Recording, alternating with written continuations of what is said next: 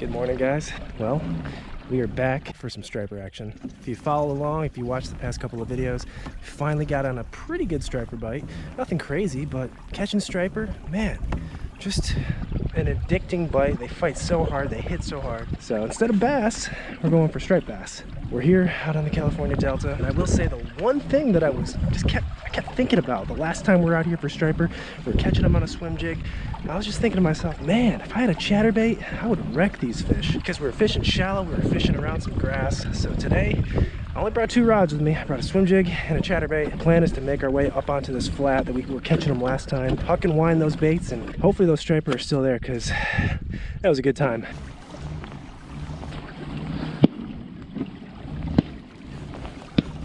Jeez, I feel like I need a freaking bulletproof vest out here.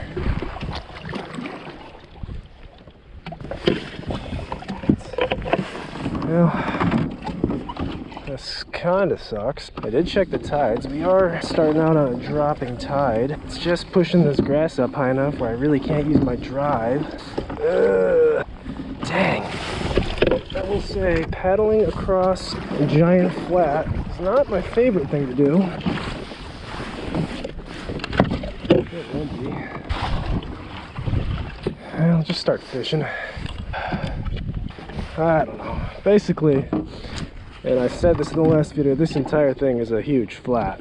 There's no depth to it. It's all less than, well, right now I'd say it's all less than 3 foot. I mean, there might be some holes here and there, but it's a big old flat. So that's why we're gonna just be blind casting around it, and you never know where these fish could be. But like I said, lots of grass, as you can see as I paddle through it all, and shallow grass, bass, striped bass, black bass, whatever. To me, that means chatterbait. So let's see if that's the right call for today. I'm going minimalistic today. I don't have the tackle trunk, graph, rear GoPro. We're working with 2 rods, chest camera, and a few other accessories. That's it.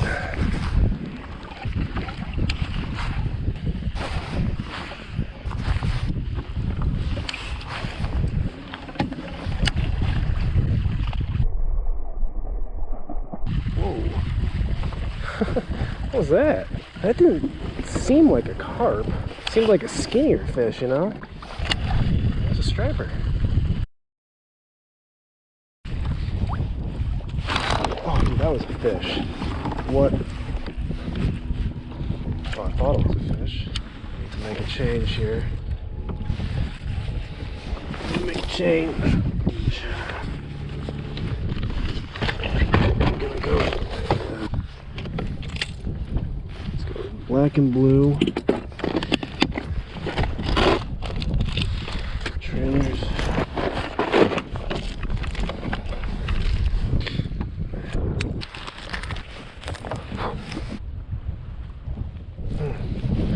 See if the black and blue is a little more visible to these fish. I don't know. Let's see.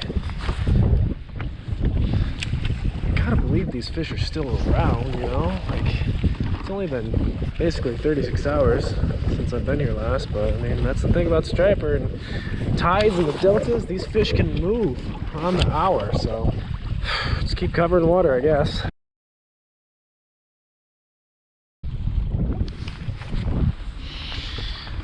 Oh boy. Man, not going to plan. Thought today we're just gonna come out 4 or 5 hours, just, you know, chuck and wind, chatterbait, swim jig, catch a fish every 15-20 minutes, get like 9-10 striper, call it a day. Not to be so far. Never easy. Never easy.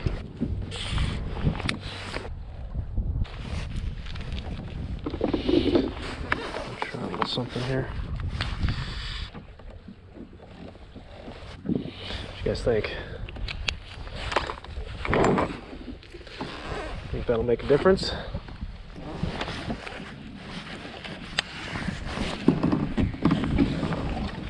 Water is a little dirtier. Got the chatterbait with a vibration, got a little chartreuse tail, pulsating skirt. I mean, this should be able to get the attention of a fish. So we've got an incoming tide right now. Water is rising. Like I said at the beginning, we started on a low tide, and the trouble with low tides in an expansive area that I don't really know that well is on low tide, Oh, thank you. We got one. Oh, almost fell out of my boat.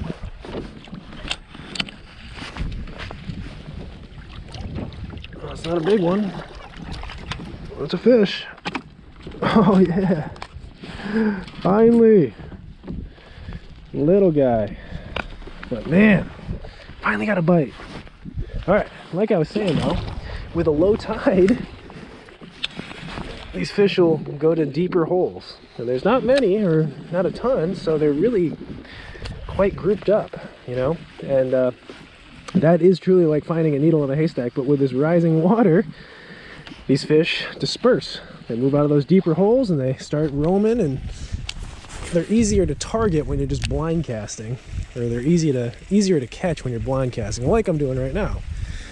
Like we caught that fish. So tides do matter, that's for sure.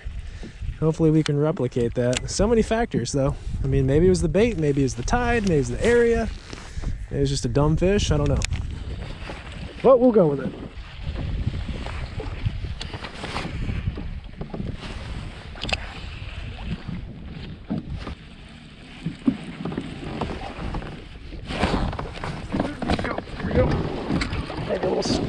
Pile of them. He's running. He's running. Better one. That's why I come back out here, because this bite is fun. This is just a fun bite.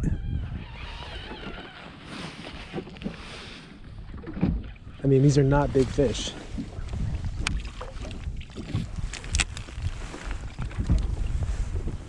But they are fun to catch, especially when they're smashing a chatterbait like that.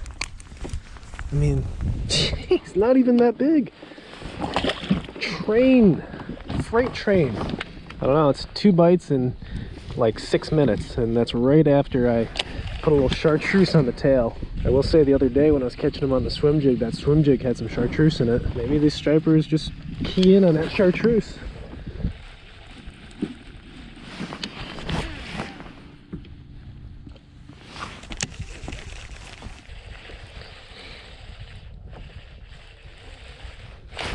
Oh, had one right there. Tells me I gotta slow down a little bit.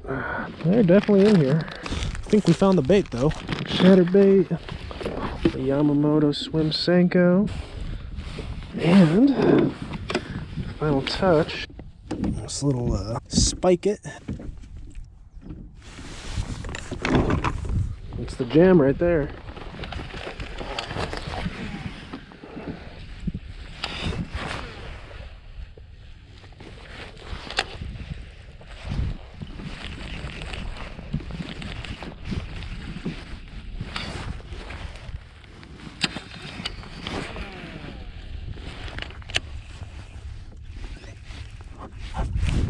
There we go.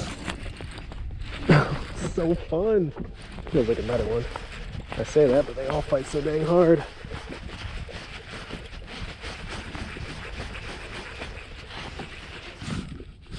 Oh yeah, the big fish of the day, I would say.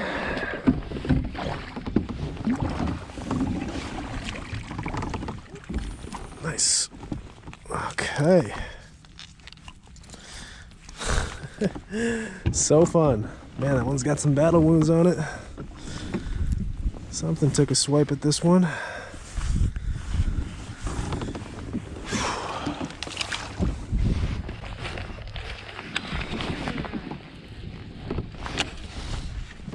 That one hit almost as soon as it landed.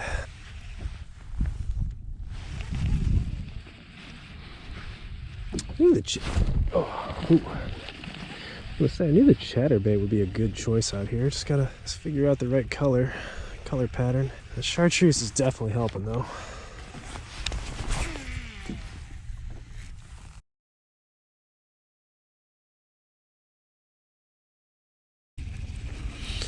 All right, guys, I think we're gonna call it. Try to make our way back. This super low tide. Be interesting.